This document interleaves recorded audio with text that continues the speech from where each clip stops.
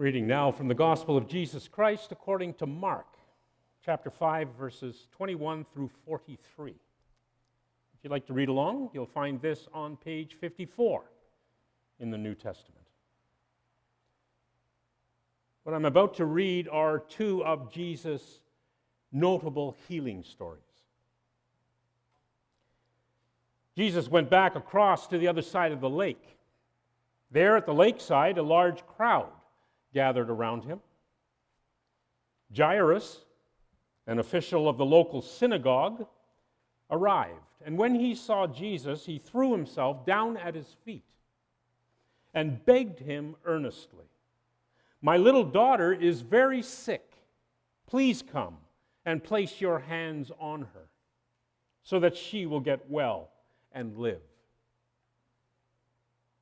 Then Jesus started off with him. So many people were going along with Jesus that they were crowding him from every side.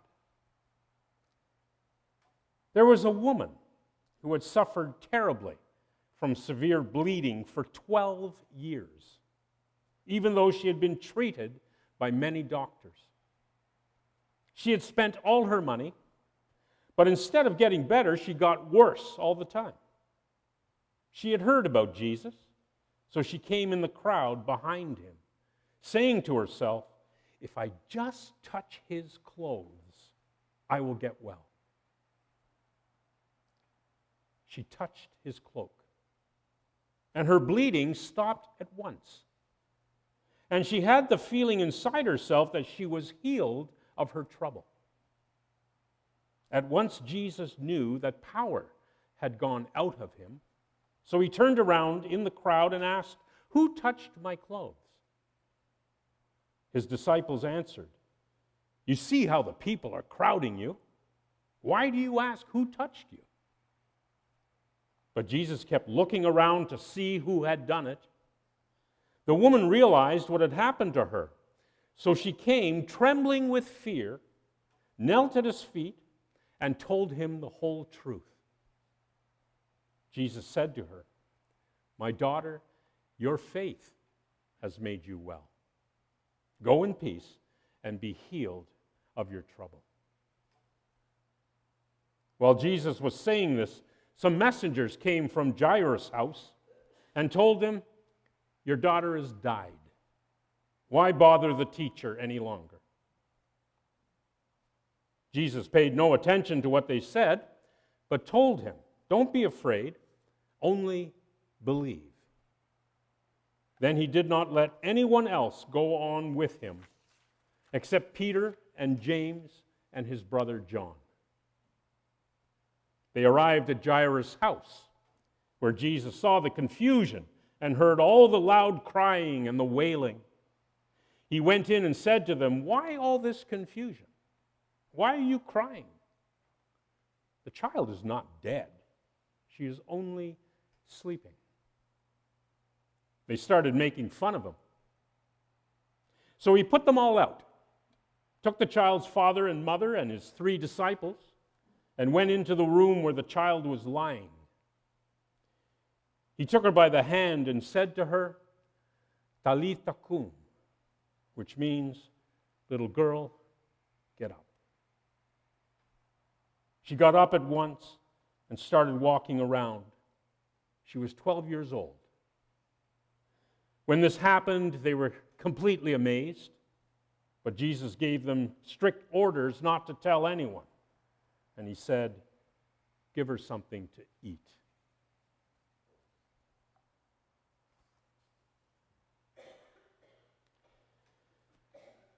What I just read are 2 healing stories sandwiched together with the power to raise within us a very personal question. And that is, will I be healed? Let's be honest. Almost all of us here this morning have at least some ailment. Be it physical, spiritual, psychological, even maybe a sick relationship with someone else. and we would like God to heal our ailment. But living here on earth, we are painfully aware that some people are healed and others are not. Jairus' daughter was raised from death, but other children die. A desperate woman, plagued by 12 years of hemorrhaging, was restored. But equally desperate men and women are not. It all sounds so arbitrary, right? So random. And though we would like to influence God's decision somehow, we really wonder if we can. We wonder sometimes if it's even worth praying.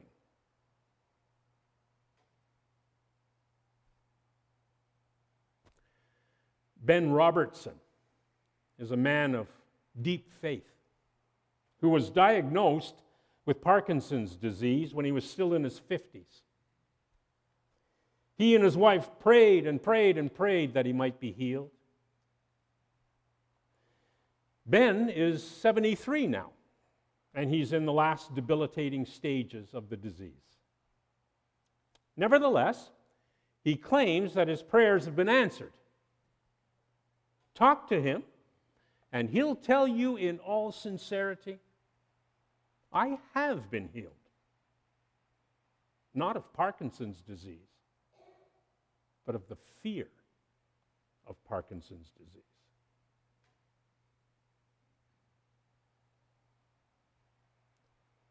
As I alluded to at the beginning, our two biblical stories in which people turn to Jesus for healing do raise the question, albeit indirectly, does prayer work? Does prayer work? Well, if we mean by this, do you get what you pray for? Then the honest answer is sometimes, but not always. You don't have to live long to know that not all prayers are answered in the way we pray them.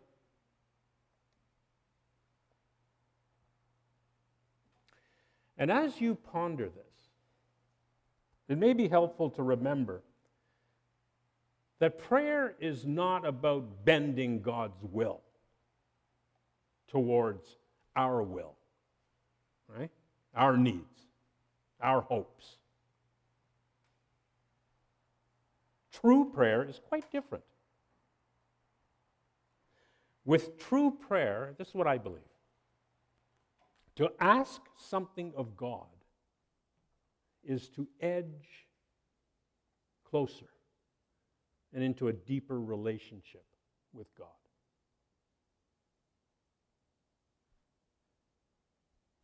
Whether or not God's mind is changed, if even such a thing ever happens, our hearts and minds can be changed. Right?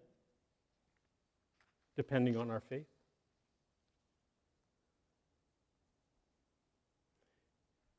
It was faith, strong faith, that brought both Jairus and the hemorrhaging woman to Jesus.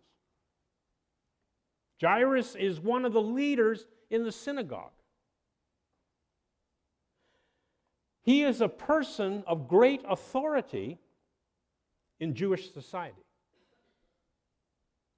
And yet, by coming to Jesus, in effect, Jairus acknowledges that whatever authority he has is surpassed by the authority that has been given to Jesus.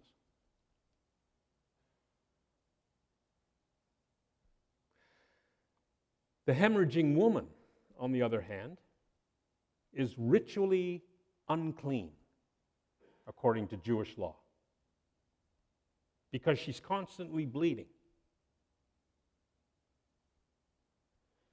Add to that, she's a woman, and she is poor. She has spent all she had consulting physicians. And because of her circumstance, she is powerless within society. She's a social outcast. When people see her coming, they avoid her for fear that she will somehow brush up against them and make them ritually unclean as well. That's sad, but true. The hemorrhaging woman is isolated and vulnerable. In short, she is the opposite of Jairus. Jairus, who is privileged and accepted and male.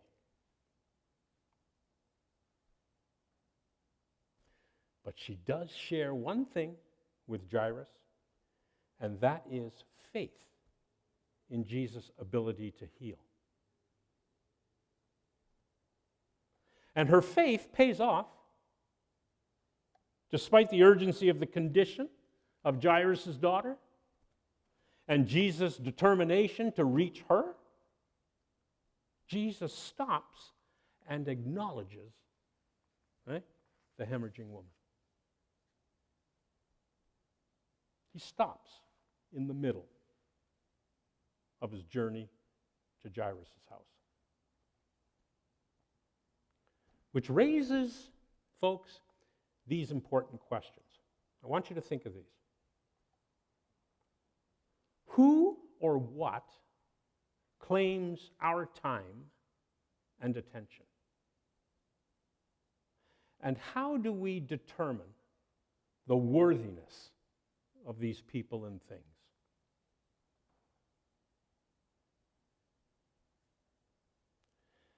Jesus makes it clear that those who are the most deserving of our attention may be the least visible ones.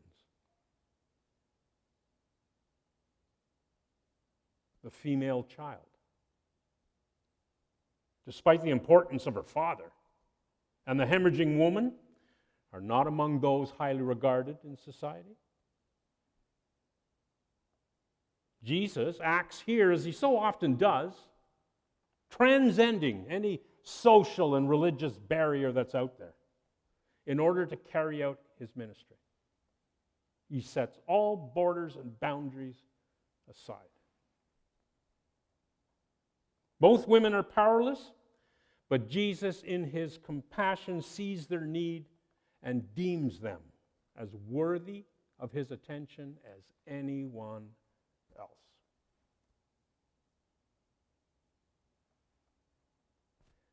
Which brings us back to where we started. We did a circle there. Will I be healed? Right?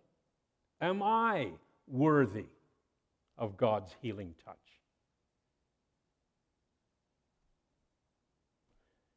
Should I be so brave as to pray to God and risk having a conversation with him?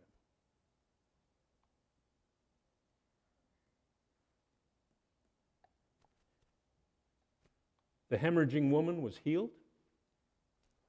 Jairus' dead child was restored to life. But we know that not everyone is.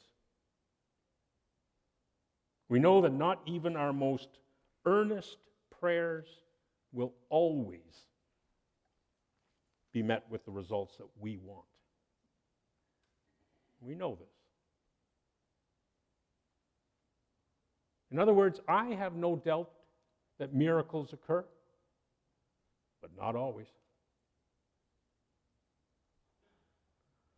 However, for me, it's not a question of whether or not such miracles did or still may occur. I'm going to set that aside.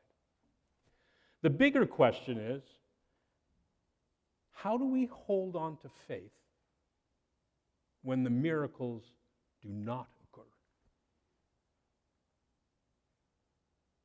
How do we hold on to faith when the miracles do not occur?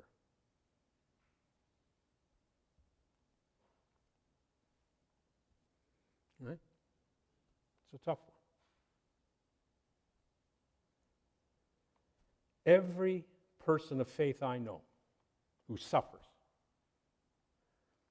prays for and usually believes in the possibility of miraculous healing. But let's be honest, dramatic physical healing, such as that which took place in our biblical stories, is rarely God's response to those prayers.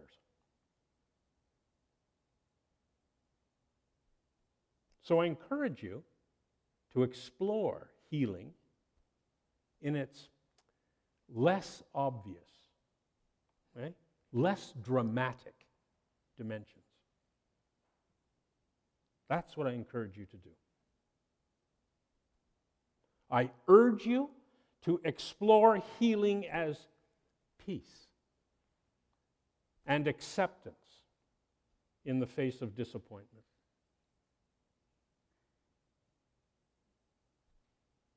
I urge you to ponder healing as the absence of fear. Right? Both fear of the known and the unknown.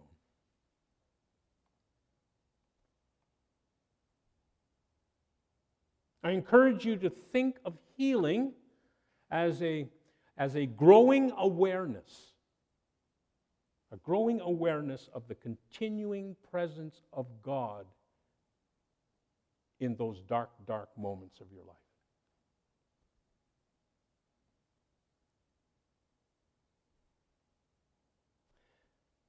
And then consider the role that faith plays in our healing. Right? The hemorrhaging woman has the audacity to cast aside what society expects of her, and she touches Jesus' robe.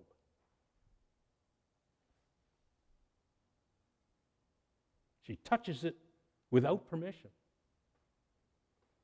and she gains healing.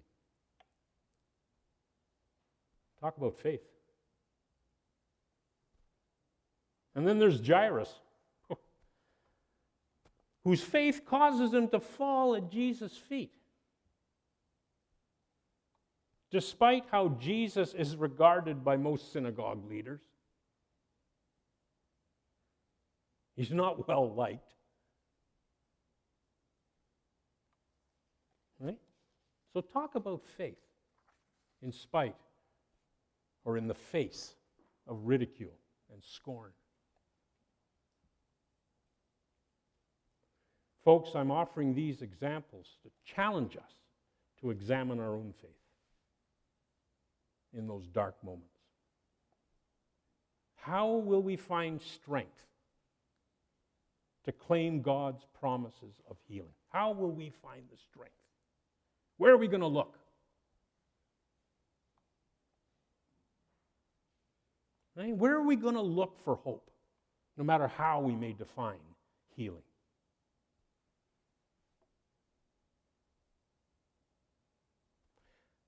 And how will we empower others to do the same? Because only when we have this all figured out will we be able to stand with Jesus and say to our sick friend at her bedside, Talitha Cum. Talitha Cum. Sweet girl,